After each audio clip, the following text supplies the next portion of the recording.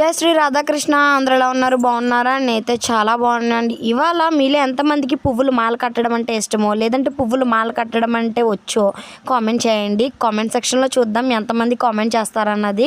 And నేనైతే పువ్వులు మాల కట్టడం ఆఫ్టర్ మ్యారేజే నేర్చుకున్నాను.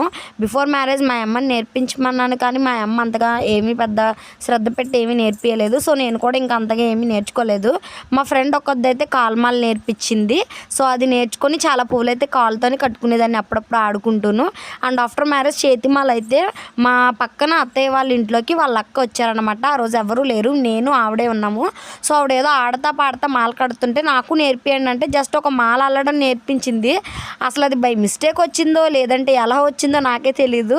అప్పుడు మాల కట్టడం అయితే వచ్చేసింది. ఇంకా ఆ తర్వాత నా పువ్వులని నేనే మాల కట్టేసుకుంటున్నాను. అప్పటి నుంచి కూడా పువ్వులు మాల కట్టడం అంటే నాకు చాలా ఇష్టం అన్నమాట. సో మాల అయితే కంప్లీట్ అయిపోయింది, పువ్వులు అయితే మోరొచ్చాయి అన్నమాట. Bye bye.